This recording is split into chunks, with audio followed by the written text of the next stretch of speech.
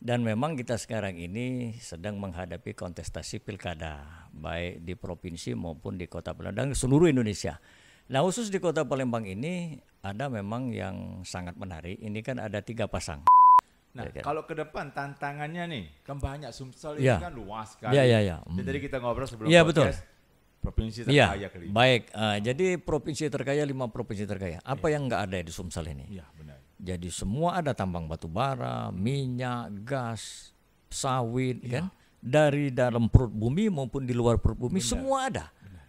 Kita. Tapi seberapa penting sih kan dok peran Ormas untuk mengawal pembangunan di kota Palembang maupun di Sumsel? Oh sangat penting, sangat penting. Jadi karena untuk mengawal pembangunan itu tentunya pemerintah ini kan kalau kita ibaratkan sebuah rakit lah ya, rakit itu kan tidak akan terapung oleh karena bambu sebatang. Bisa nggak?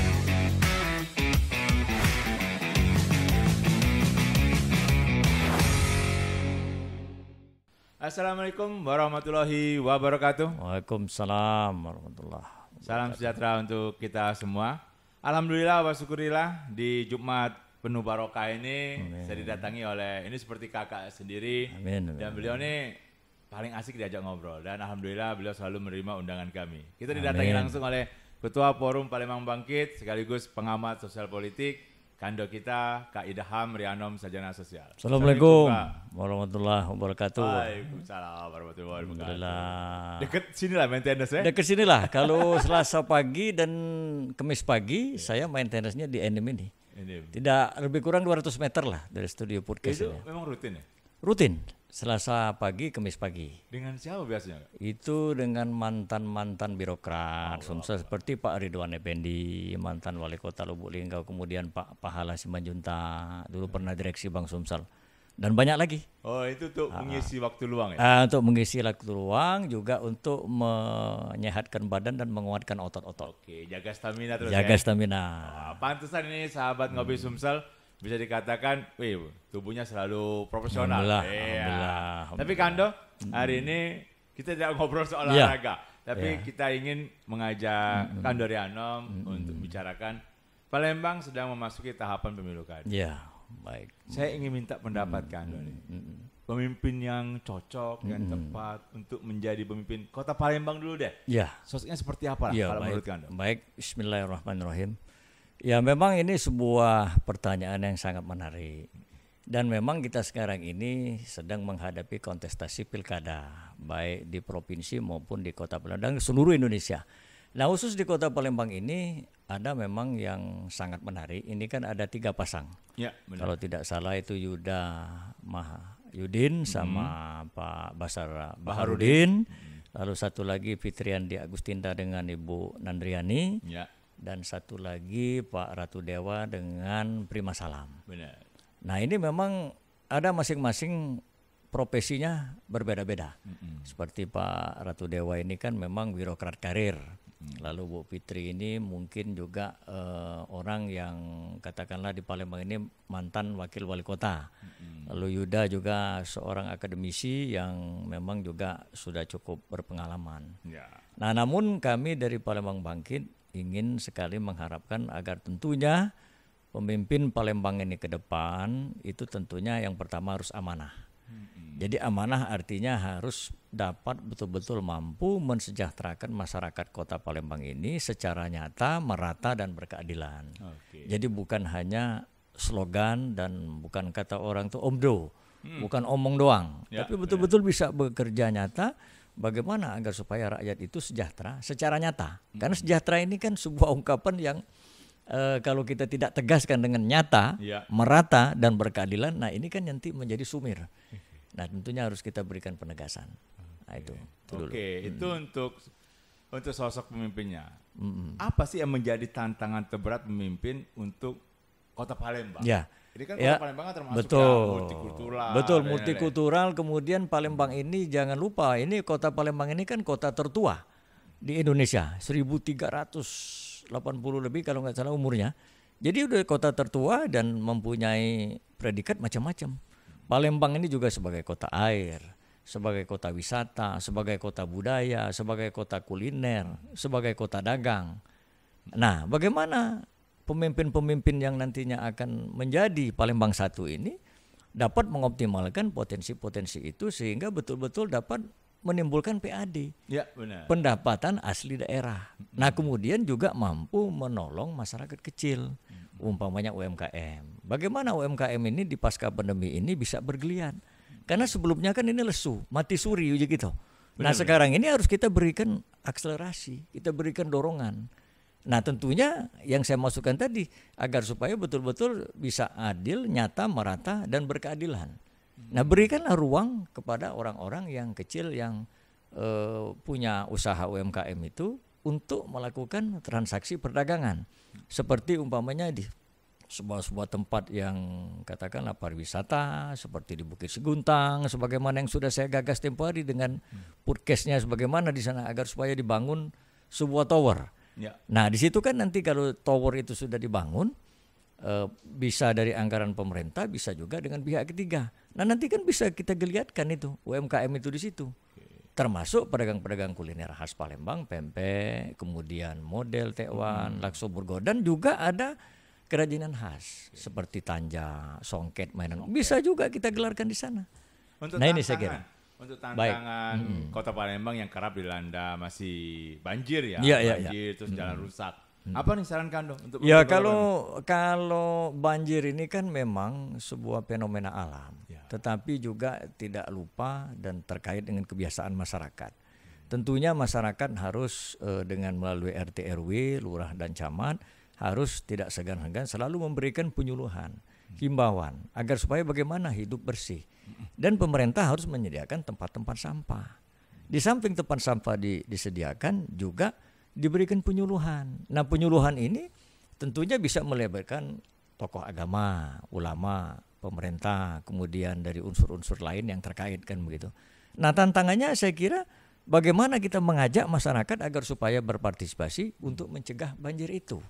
Sehingga tidak terjadi penyumbatan-penyumbatan yang ada di saluran-saluran, begitu kan. Nah, ini saya kira ini sebuah tantangan. Tapi tantangan ini tentunya harus dijawab dengan sebuah gerakan yang nyata. Gerakan yang nyata ialah penyuluhan-penyuluhan. Bagaimana mengajak masyarakat? Saya kira masyarakat itu kan harus kita ajak. Kadang-kadang ya namanya masyarakat kan mungkin sibuk cari uang ya. Nah, harus kita ajak. Nah, bagaimana mengajak? Nah, mengajak kita libatkan ulama, tokoh masyarakat agar supaya bagaimana kita melakukan pola hidup bersih. Nah, ya. Ini kan tadi kita bicara Palembang. Baik. Palembang kan ruang lingkupnya ya kota, ibu kota provinsi. Kita juga nih sebentar lagi akan ada pilkada untuk pemilihan gubernur dan wakil gubernur Sumatera Selatan.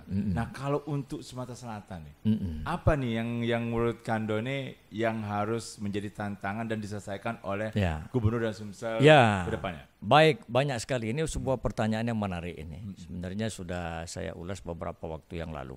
Tapi kita tidak bosan-bosan. Apalagi di kontestasi ini kan ya saya termasuk familiar dengan Pak Herman Deru kan, dengan Pak Edi Santana, kemudian dengan Pak Mawardi kan. Kenal semua. Jadi kenal kita punya jaringan semua. Seperti Herman Deru ini kan adik kelas saya di SMA Negeri 3. Nah, alhamdulillah pada saat beliau tempo hari menjadi gubernur itu sudah saya berikan saran, masukan agar supaya bisa memonumenkan nilai-nilai kearifan lokal. Apa itu? Seperti yang terjadi di Lampung. Itu tanjak-tanjak itu agar supaya bisa dimonumenkan di kantor-kantor pemerintah maupun swasta. Ternyata 3 bulan 4 bulan sesudah saya bicara itu muncul langsung bertengger di Gria Agung di Istana Gubernur, langsung di Jembatan Musi 6. Dan sekarang sudah diikuti di semua perkantoran yang ada di Provinsi Sumatera Selatan, baik pemerintah maupun swasta. Sudah semua kan tanjak itu. Benar. Nah, ada itu salah satu. bangunan. Nah, apakah ini sebuah kebetulan atau tidak? Ya hanya Allah yang tahu. Gitu kan. Yang jelas pada saat itu yang minta saran kepada saya itu Sekretaris Dinas Pariwisata Ibu Mega. Nah, bagaimana Pak Idam saran untuk Pak Gubernur kita? Nah, alhamdulillah beliau artinya sudah memonumenkan nilai-nilai kearifan lokal itu berupa tanjak-tanjak itu yang sudah ada di mana-mana sekarang ini. Ya inilah. Nah, kalau ke depan tantangannya nih, kan banyak Sumsel ini kan luas sekali. Dan tadi kita ngobrol sebelum podcast. Provinsi terkaya kelima. Baik, jadi provinsi terkaya 5 provinsi terkaya. Apa yang nggak ada di Sumsel ini? Iya, benar. Jadi semua ada tambang batu bara, minyak, gas, sawit, kan, dari dalam perut bumi maupun di luar perut bumi semua ada. Jadi ada yang mengatakan bahwa Sumsel ini potongan dari surga katanya begitu kan. Subhanallah. Saya pikir ini kan karena ada. Nah, tantangannya bagaimana agar supaya kita ini tidak kalah dengan provinsi tetangga seperti Lampung sama Jambi. Nah, bagaimana agar supaya gubernur yang akan datang ini mampu merealisasikan pelabuhan Tanjung Api-Api atau Tanjung Carat. Nah, ini permintaan saya kepada Pak Gubernur yang lalu, termasuk Pak Hermanderu, agar supaya ini harus direalisasikan. Karena apa? Bagaimana kita mau mengangkut hasil bumi kita kalau kita tidak mempunyai pelabuhan samudra? Akhirnya yang untung pihak Provinsi Lampung. Kan kopi, kemudian beras, kemudian banyak sekali apa yang bisa kita angkut ke luar negeri kan dari pelabuhan samudra itu. Benar. Karena pelabuhan di Sungai Musi ini dangkal dan memerlukan kos yang tinggi apabila melalui pelabuhan itu. Nah, ini tantangan.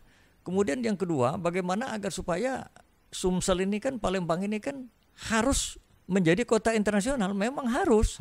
Dan bandara kita tentunya harus menjadi bandara internasional. Tidak bisa ditawar-tawar. Nah, barangkali nanti ini tadi ada sebuah penurunan, ini barangkali ada sebuah pengelolaan yang mungkin kurang pas di mata pusat. Nah, kita minta lagi agar supaya bandara itu menjadi bandara internasional dan semua potensi hasil bumi maupun di luar bumi ini bisa diangkut keluar dengan pelabuhan.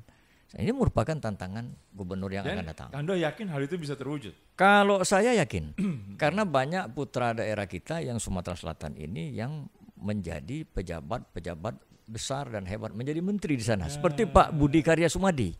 Itu kan orang Jawa Sumatera yang dulunya bersekolah di sini dan sekarang beliau Menhub.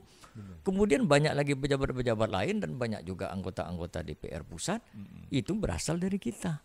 Nah, kenapa ini tidak kita rangkai saja kekuatan ini kita rajut, kita sinergikan semua sehingga bagaimana?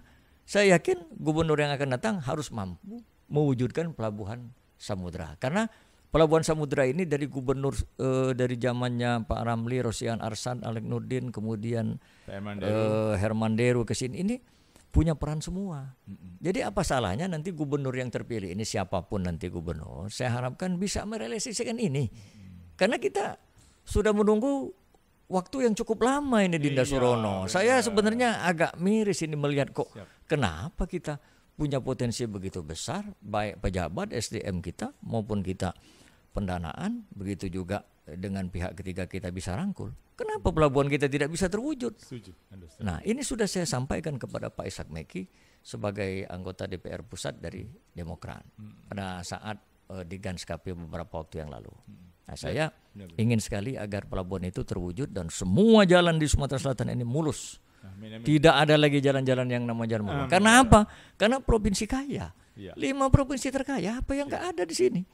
Nah, oleh karena itu dengan konsep baik Pak Gubernur begitu juga harus mensejahterakan rakyat Sumsel secara nyata, merata dan berkeadilan. Oke, semoga ini masukan dari Kando Idham bisa menjadikan dasar nanti ketika memimpin Sumatera Selatan. Amin. Sebagai ketua forum Palembang Bangkit, terus juga sebagai tokoh masyarakat, ini kan ada kekhawatiran pilkada Kota Palembang maupun pemilihan gubernur akan memecah belah masyarakat karena pilihannya yang berbeda. Menurut Kando bagaimana nih menyiasati hal itu jangan sampai terjadi? Ya, saya kira kalau ada beda pilihan itu wajar. Yang nggak ada manusia ini yang sifatnya sama. Saya kepengen A, mungkin yang lain pengen B, pengen C. Itu wajar. Dinamika politik itu memang begitulah. Tapi saya menghimbau kepada masyarakat, baik untuk pilkada di kabupaten kota maupun provinsi Sumatera Selatan, jagalah persatuan dan kesatuan kita. Karena Sumsel ini kan terkenal dengan provinsi yang kondusif. Beda pilihan boleh, namun silaturahmi kita tetap nyambung dan tidak usah kita melakukan hal-hal yang katakanlah seperti memprovokasi, tidak usah. Makan kita berikan masukan-masukan, bisa kita berikan pendinginan agar supaya kompetisi ini menjadi sebuah kompetisi sehat yang menghasilkan sosok pemimpin yang amanah ke depan. Tapi Kando yakin kan kalau untuk Palembang, Sumsel hal itu tidak terjadi? Kalau saya yakin dan hakul yakin bahwa di Sumsel ini insya Allah aman dan kondusif untuk pilkada karena kita memang peran ulama masih sangat besar dan orang-orang yang ingat kepada Allah, kepada Tuhan di Sumsel ini masih banyak begitu kan. kemudian para ulamanya begitu juga, dan masyarakatnya masih memegang adat istiadat. Saya yakin itu aman.